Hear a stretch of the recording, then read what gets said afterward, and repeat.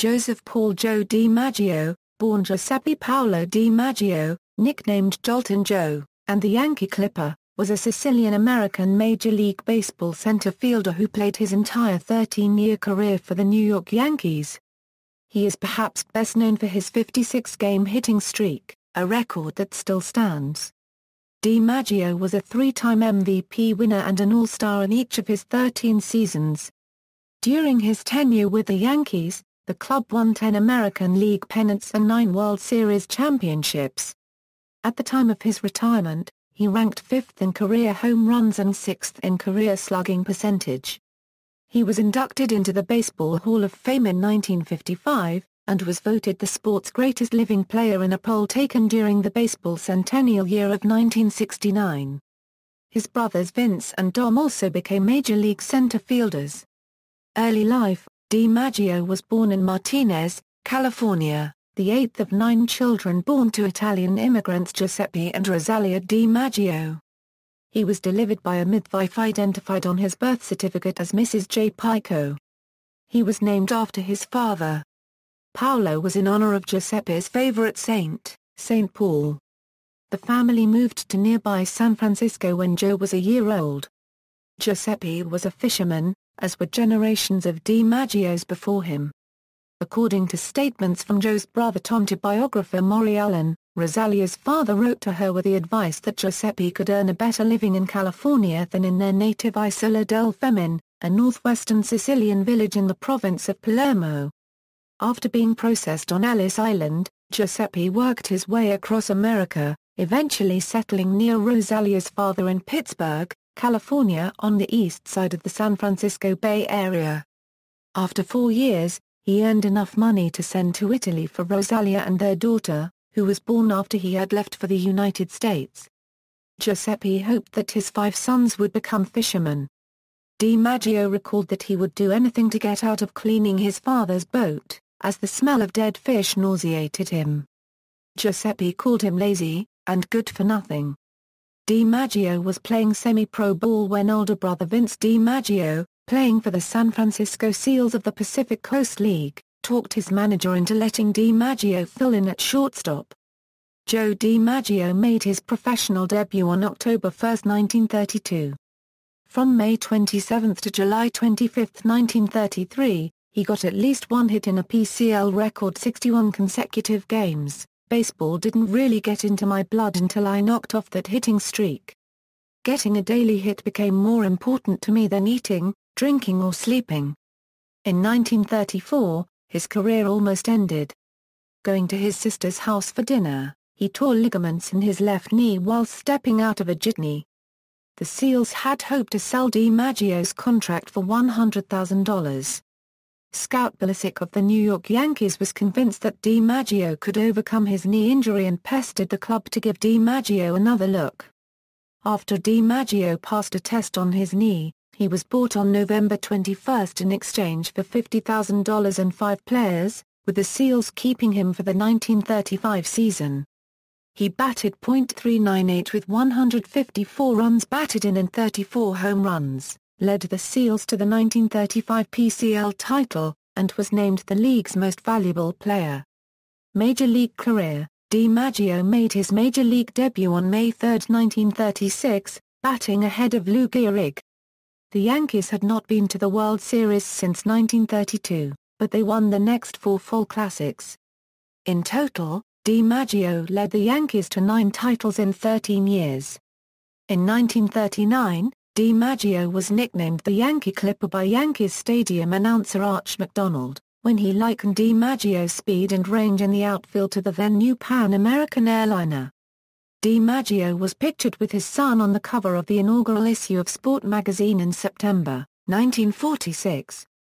In 1947, Boston Red Sox owner Tom Yawkey and Yankees GM Larry MacPhail verbally agreed to trade DiMaggio for Ted Williams, but MacPhail refused to include Yogi Berra. In the September 1949 issue of Sport magazine, Hank Greenberg said that DiMaggio covered so much ground in center field that the only way to get a hit against the Yankees was to hit him where Joe wasn't. DiMaggio also stole home 5 times in his career.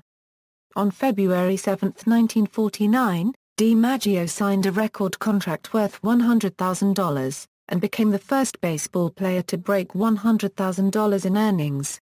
By 1950, he was ranked the second-best center fielder by the Sporting News, after Larry Doby.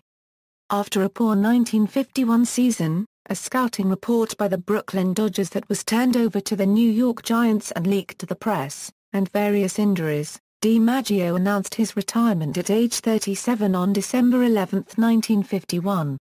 When remarking on his retirement to the Sporting News on December 19, 1951, he said, "I feel like I have reached the stage where I can no longer produce for my club, my manager, and my teammates. I had a poor year, but even if I had hit .350, this would have been my last year. I was full of aches and pains and it had become a chore for me to play. When baseball is no longer fun, it's no longer a game, and so, I've played my last game." Through May 2009, DiMaggio was tied with Mark McGwire for third place all-time in home runs over the first 2 calendar years in the major leagues, behind Phillies Hall of Famer Chuck Klein, and Milwaukee Brewers' Ryan Braun. Through 2011, he was one of 7 major leaguers to have had at least 430-homer, 100 RBI seasons in their first 5 years, along with Chuck Klein, Ted Williams, Ralph Kiner, Mark Teixeira, Albert Pujols, and Ryan Braun. DiMaggio would likely have exceeded 500 home runs and 2,000 RBIs had he not served in the military. DiMaggio might have had better power hitting statistics had his home park not been Yankee Stadium. As the house that Ruth built, its nearby right field favored the Babe's left-handed power. For right-handed hitters, its deep left and center fields made home runs almost impossible. Mickey Mantle recalled that he and Whitey Ford witnessed many DiMaggio blasts that would have been home runs anywhere other than Yankee Stadium. Bill James calculated that DiMaggio lost more home runs due to his home park than any other player in history. Left center field went as far back as 457 AFT, 139 AM, where left center rarely reaches 380 AFT, 116 AM, in today's ballparks. Al Ginfrido's famous catch in the 1947 World Series, which was close to the 415-foot mark, 126 AM, in left center, would have been a home run in the Yankees' current ballpark. DiMaggio hit 148 home runs in 3,360 at-bats at home versus 213 home runs in 3,461 at-bats on the road. His slugging percentage at home was .546, and on the road, it was .610. Expert statistician Bill Jenkinson made a statement on these statistics. For example, Joe DiMaggio was acutely handicapped by playing at Yankee Stadium. Every time he batted in his home field during his entire career, he did so knowing that it was physically impossible for him to hit a home run to the half of the field directly in front of him. If you look at a baseball field from foul line to foul line, it has a 90-degree radius. From the power alley in left center field to the fence in deep right center field, it is 45 degrees. And Joe DiMaggio never hit a single home run over the fences at Yankee Stadium in that 45-degree graveyard. It was just too far. Joe was plenty strong. He routinely hit balls in the 425-foot range. But that just wasn't good enough in cavernous Yankee Stadium. Like Ruth, he benefited from a few easy homers each season due to the short foul line distances. But he lost many more than he gained by constantly hitting long flyouts towards center field. Whereas most sluggers perform better on their home fields, DiMaggio hit only 41% of his career home runs in the Bronx. He hit 148 homers at Yankee Stadium. If he had hit the same exact pattern of batted balls with a typical modern stadium as his home, he would have belted about 225 homers during his home field career. Joe became eligible for the Baseball Hall of Fame in 1953 but he was not elected until 1955. The Hall of Fame rules on the post-retirement induction waiting period had been revised in the interim, extending the waiting period from 1 to 5 years. But DiMaggio and Ted Leon were exempted from the rule. DiMaggio told Baseball Digest in 1963 that the Brooklyn Dodgers had offered him their managerial job in 1953, but he turned it down. After being out of baseball since his retirement as a player, Joe became the first hitting instructor of the newly relocated Oakland Athletics from 1968 to 1970. Hitting streak. DiMaggio's most famous achievement is his MLB record-breaking 56-game hitting streak in 1941. The streak began on May 15, 1941, when DiMaggio went 1-for-4 against Chicago White Sox pitcher Eddie Smith. Major newspapers began to write about DiMaggio's streak early on, but as he approached George Sisler's modern-era record of 41 games, it became a national phenomenon. Initially, DiMaggio showed little interest in breaking Sisler's record, saying, "I'm not thinking a whole lot about it. I'll either break it or I won't." As he approached Sisler's record, DiMaggio showed more interest, saying, "At the start I didn't think much about it. But naturally I'd like to get the record since I am this close." On June 29, 1941, DiMaggio doubled in the first game of a doubleheader against the Washington Senators at Griffith Stadium to tie Sisler's record, and then singled in the nightcap to extend his streak to 42. A Yankee Stadium crowd of 52,832 fans watched DiMaggio tie the all-time hitting streak record on July 1. The next day against the Boston Red Sox, he homered into Yankee Stadium's left field stands to extend his streak to 45, setting a new record. DiMaggio recorded 67 hits in 179 at-bats during the first 45 games of his streak, while Keeler recorded 88 hits in 201 chances. DiMaggio continued hitting after breaking Keeler's record, reaching 50 straight games on July 11 against the St. Louis Browns. On July 17 at Cleveland Stadium, DiMaggio's streak was finally snapped at 56 games, thanks in part to two backhand stops by Indians third baseman Ken Keltner. DiMaggio batted .408 during the streak, with 15 home runs and 55 RBI. The day after the streak ended, DiMaggio started another streak that lasted 16 games. The distinction of hitting safely in 72 of 73 games is also a record. The closest anyone has come to equaling DiMaggio since 1941 is Pete Rose, who hit in 44 straight games in 1978. Some consider DiMaggio's streak a uniquely outstanding and unbreakable record, and a statistical near impossibility. Nobel Prize-winning physicist and sabermetrician Edward Mills Purcell calculated that, to have the likelihood of a hitting streak of 50 games occurring in the history of baseball up to the late 1980s be greater than 50%, 52.350 lifetime hitters would have to have existed instead of the actual 3. His Harvard colleague Stephen Jay Gould, citing Purcell's work, called DiMaggio's 56-game achievement the most extraordinary thing that ever happened in American sports. Samuel Arbsman and Stephen Stragors of Cornell University disagree.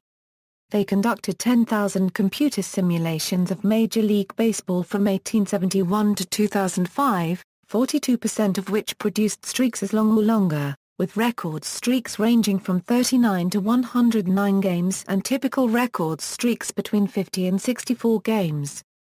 Wartime, DiMaggio enlisted in the United States Army Air Forces on February 17, 1943, rising to the rank of sergeant.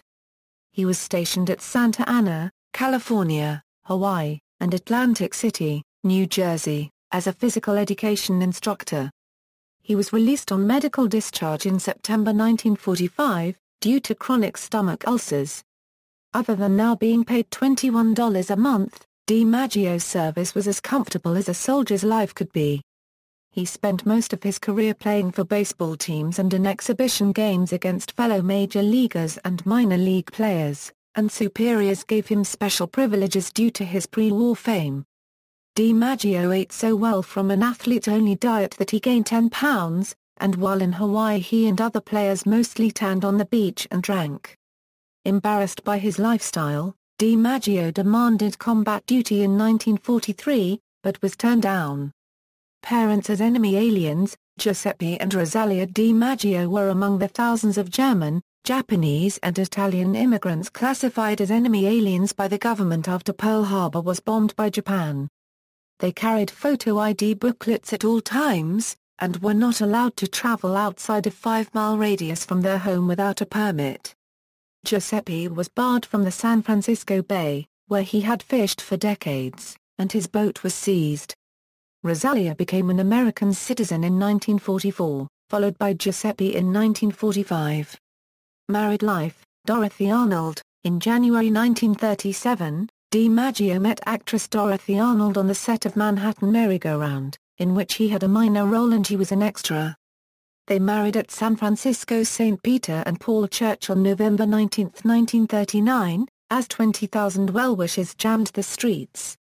Their son, Joseph Paul DiMaggio III, was born at Doctors Hospital on October 23, 1941. The couple divorced in 1944. Marilyn Monroe. According to her autobiography, Marilyn Monroe originally did not want to meet DiMaggio, fearing that he was a stereotypical arrogant athlete. They eloped at San Francisco City Hall on January 14, 1954. An incident between the couple is supposed to have occurred immediately after the skirt-blowing scene in The 7-Year Itch, which was filmed on September 14, 1954, in front of Manhattan's Trans-Lux 52nd Street Theater. Then 20th Century Fox's East Coast correspondent Bill Cobrin told the Palm Springs Desert Sun that it was director Billy Wilder's idea to turn the shoot into a media circus. The couple then had a yelling battle in the theater lobby. A month later, she filed for divorce on grounds of mental cruelty 274 days after the wedding. On August 1, 1956, an international newswire photo of DiMaggio with Lee Merriweather speculated that the couple was engaged, but Kramer wrote that it was a rumor started by Walter Winchell. Monroe biographer Donald Spoto claimed that DiMaggio was very close to marrying 1957 Miss America Marion McKnight, who won the crown with the Marilyn Monroe Act, but McKnight denied it. He was also linked to Liz Renee, Cleo Moore, Rita Gam, Marlene Dietrich, and Gloria DeHaven during this period, and to Elizabeth Ray and Morgan Fairchild years later, but he never publicly confirmed any involvement with any woman. DiMaggio re-entered Monroe's life as her marriage to Arthur Miller was ending. On February 10, 1961, he secured her release from Payne Whitney Psychiatric Clinic. She joined him in Florida, where he was a batting coach for the Yankees. Their just friends claim did not stop remarriage rumors from flying. Reporters staked out her New York City apartment building. Bob Hope dedicated Best Song nominee the second time around to them at the 33rd Academy Awards. According to Maury Allen's biography, DiMaggio was alarmed at how Monroe had fallen in with people he felt detrimental to her well-being. Val Monette, owner of a military post-exchange supply company, told Allen that DiMaggio left his employ on August 1, 1962 because he had decided to ask Monroe to remarry him. She was found dead on August 5. DiMaggio's son had spoken to Monroe on the phone the night of her death and claimed that she seemed fine. Her death was deemed a probable suicide, but has been the subject of numerous conspiracy theories. Devastated, DiMaggio claimed her body and arranged her funeral, barring Hollywood's elite. He had a half-dozen red roses delivered 3 times a week to her crypt for 20 years. He refused to talk about her publicly or otherwise exploit their relationship. He never married again. When he died in 1999, his last words were, "I'll finally get to see Marilyn." Advertising. In the 1970s, DiMaggio became a spokesman for Mr. Coffee and would be the face of the electric coffee makers for over 20 years.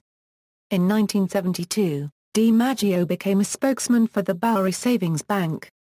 With the exception of a 5-year hiatus in the 1980s, DiMaggio regularly made commercials for the financial institution until 1992. Death. DiMaggio, a heavy smoker for much of his adult life, was admitted to Memorial Regional Hospital in Hollywood, Florida, on October 12, 1998, for lung cancer surgery, and remained there for 99 days. He returned to his Florida home on January 19, 1999, where he died on March 8. DiMaggio's funeral was held on March 11, 1999, at St. Peter and Paul Roman Catholic Church in San Francisco. DiMaggio's son died that August at age 57. DiMaggio is interred at Holy Cross Cemetery in Colma, California. Sports legacy. At his death, the New York Times called DiMaggio's 1941 56-game hitting streak perhaps the most enduring record in sports.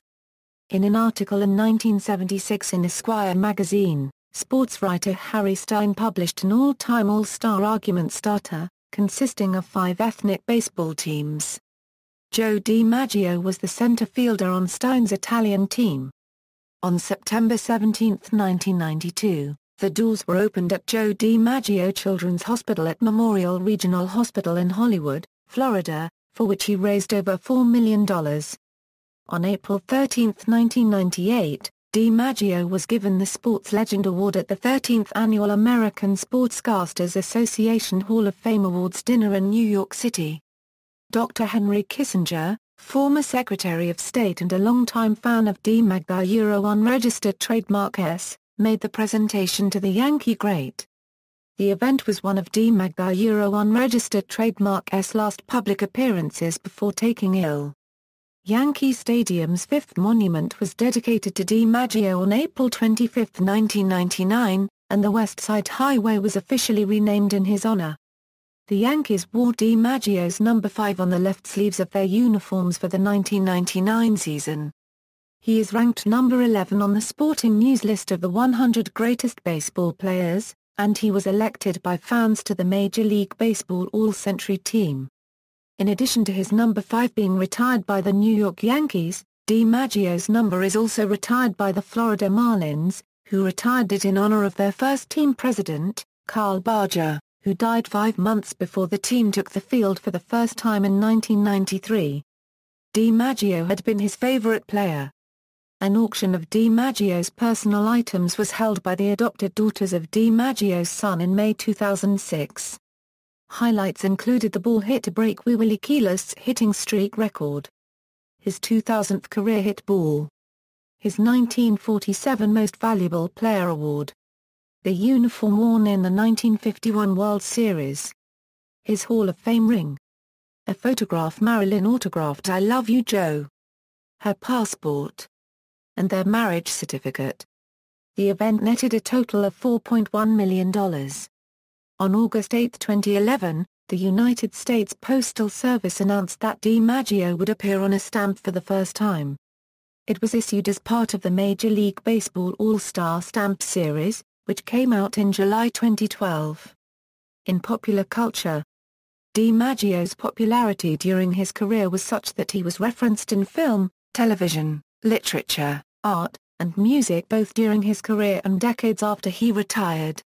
Art: Pierre Belloc, Canvas of Stars mural for Gallagher's Steakhouse, Robert Kessler, The Continuity of Greatness, Nelson de la Nuez, Yankee Clipper, Devon Dicko, Marilyn Monroe wanted to be buried in Pucci installation, Harvey Dinnerstein, The Wide Swing sold at auction for $95,000, Curt Flood, painting of DiMaggio sold at auction for $9,500, Bart Forbes, illustration of DiMaggio for the July 1999 Boys Life, Zenas Frudakis, bronze sculpture of DiMaggio for the Joe DiMaggio Children's Hospital, Bill Gallo, caricature of DiMaggio and Ted Williams sold at auction for $750, Red Grooms, Joltin Joe takes a swing installation, Stephen Holland, Joe DiMaggio, Armand LaMontagne, 1991 Giclée of DiMaggio sold at auction for $325, Tommy McDonald, paintings of DiMaggio sold at auction for $4,000,